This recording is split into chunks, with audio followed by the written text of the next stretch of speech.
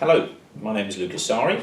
I'm here with Ravi Lockyer, who is our head strategist. I'm one of the founders of Sarri Statham Investments, and this is another edition of our video analysis. So we're going to look at Barclays and their results. Obviously quite negative, share price did drop quite considerably. Is this a watershed event, Ravi, for Barclays? I felt it was in many respects. The results I felt were an important turning point, and the response to the results as well, I think, signalled a lot of investor impatience with Barclays' strategy and deliverables, frankly.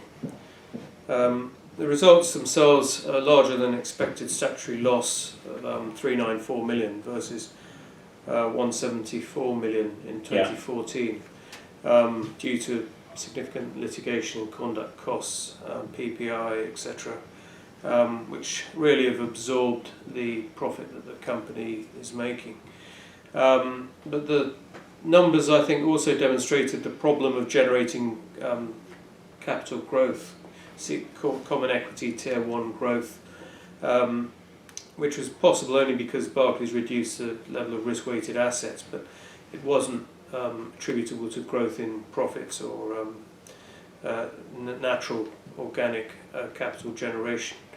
So I thought the results obviously were disappointing and showed the structural and operational challenges at Barclays at the moment and going forward. Okay, so what's your view with the position of Barclays' non-core assets? Okay, well, non-core dragged down earnings by 9p per share.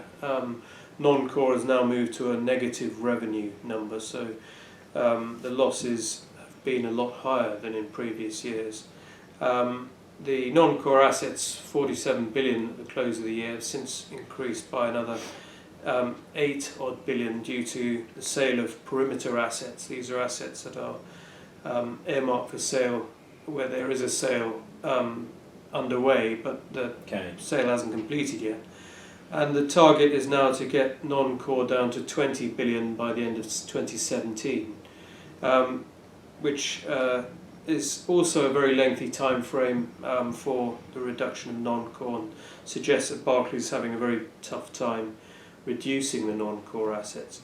Within non-core are 36 odd billion of what's known as level 3 assets. Level 3 assets are those assets that are hard to value, illiquid, and whose valuation is largely determined by computer models that have a lot of assumptions. So one really has to question whether or not the non-core assets are going to be run down so easily as Barclays suggests they can be in the next 2 years. There needs to be far more progress in non-core reduction for Barclays at group level to make significant progress. Okay, and they've obviously cut the dividend, and I believe this was to expedite the sale of non-core assets. I mean, was that really necessary? Well, Barclays is saying that the dividend savings, which is circa £590 million per annum for the next 2 years, will fund the reduction of non-core from 55 to 20. Obviously, as non-core assets reduce, there's the potential for the proceeds of the non-core assets to be lower than the valuation in Barclays' balance sheet. And what Barclays is essentially saying is that the dividend savings are necessary in order to accommodate those possible valuation gaps. So they're asking shareholders to pay essentially for the balance sheet improvement in the next couple of years. So I suppose the alternative was another capital raising, which is wouldn't have gone down at all well. Barclays had a capital raise in 2013, a 1-for-4 issue, a large rights issue, where the promise was made to increase the dividend. However, the dividend has not been raised since and has now been cut. So I really think the appetite for a new equity raise would be non-existent. Okay. So hence the only real way to provide funding for the rundown in non-core was to cut the dividend, which is very unfortunate. Okay. The other thing they've highlighted they're doing is they're selling the Africa business. They've been in Africa for a long time. Yep. What's your views? What's the impact? The sale of the African assets are intended to improve the capital ratios.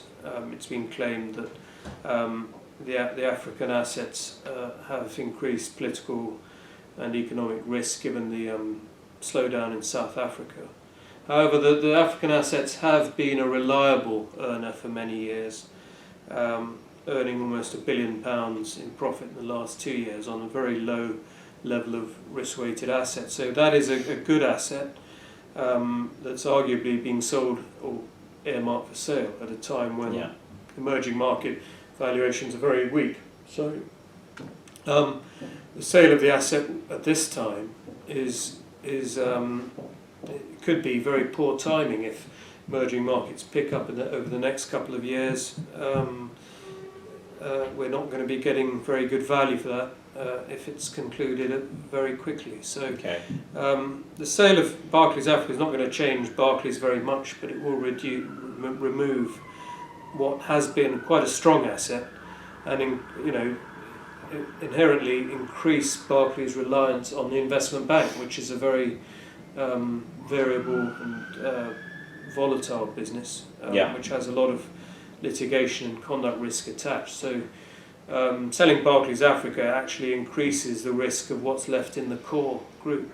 Okay, and we come to finally BarCap, which is the investment bank side of the business. The first quarterly results was flagged as being quite weak by the former, or by the CFO Mozaria. Yeah, the BarCap numbers for 2015 I thought were okay, but the company's already flagged that the first 2 months of this year have been a bit poor, and Q1 is usually an important month for capital markets companies.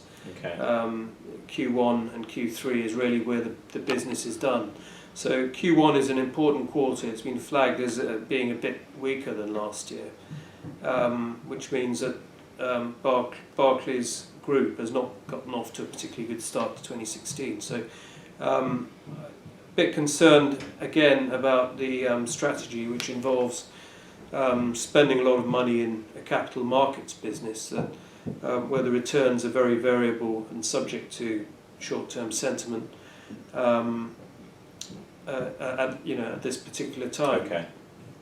And your stance is sort of shifted to hold, I believe. Yes, I think there are a lot of things that have been flagged up here in these results that are going to take time to be resolved. I'd like to see them make more progress in reducing non-core assets. I'd like to see a lot lower level of costs, both on the litigation side and on the operating business. I think there's a lot of work to be done here. The CEO of RBS said that RBS had a lot of wood to chop, and I think the same is true of this company. There's a lot of work to be done in the next year, and until we see some proof that it is being done, the discount to tangible net assets, which is 275p, about a 40% discount, looks deserved. So I'm shifting to hold until we have more actual progress on the ground, Luke. Okay. All right, thank you very much, Ravi. Thank you. I hope you found that useful. Do join us next time when we'll be doing more video analysis of other companies. Thank you very much. Thanks.